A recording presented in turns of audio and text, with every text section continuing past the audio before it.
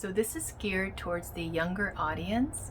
Hopefully even your 4-year-old, 5-year-old, 6-year-old will be able to follow this. I'll try to keep it real simple, and you can see point by point, what I'm doing, what are the components of the two positions that we start out with, rest position and violin position, or sometimes I call it playing position.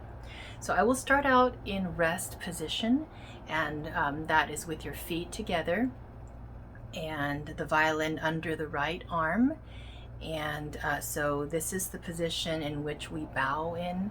I teach all my beginners how to bow from the beginning.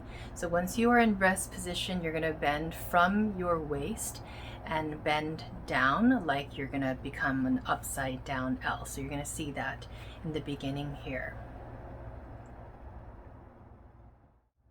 Then you take your violin hand and you put it around the neck, but it's near the body. And then you're going to open up your feet and then put the violin on the collarbone, and make sure you point the violin, it's the end button, you want to point that to your neck. And then once everything is secured and then you find the jawbone, you set it down onto the chin rest.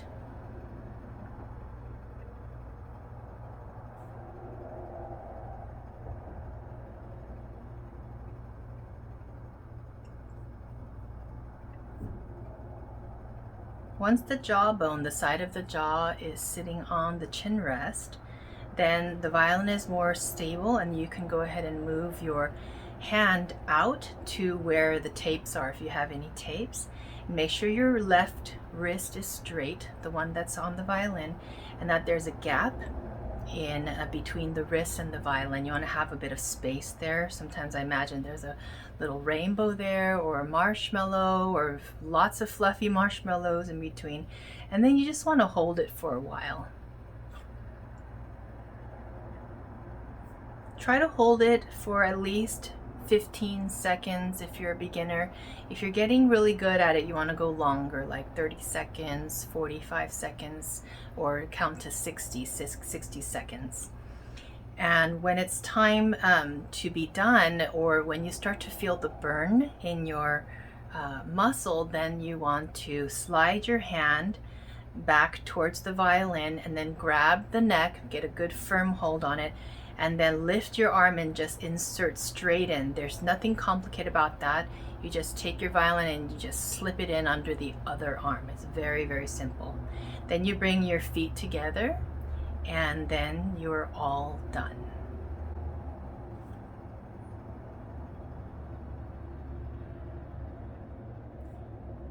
So let's do it again. I'm going to go ahead and do a repeat here. You can practice that all again from the beginning. So you want to start out in a rest position. Put your feet together. Violin is under the bow arm, the right arm.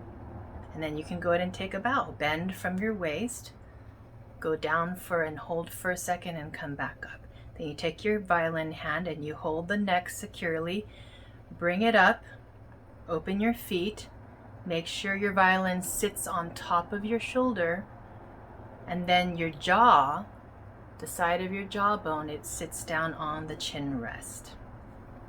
Once you feel like the violin is well balanced, then you bring your hand and you slide it out to first position, or where your tapes are.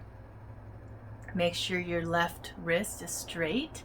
No pizza hand. This is like selling pizza. We don't want to have that. We want to have it straight.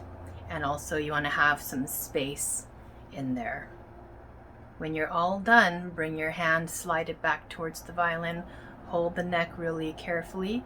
Just lift your other arm and just put it underneath, just tuck it under. It's real simple. And then your feet go together, and then you're all done. I would suggest you practice it one more time and just keep doing it. If you want, you can go back to the beginning of the video and do it again, or maybe stop the video and then you can do it by yourself a few times. I would suggest at least 7 times. Do it 7 times, and then tomorrow do it again. Let's practice it again 7 times.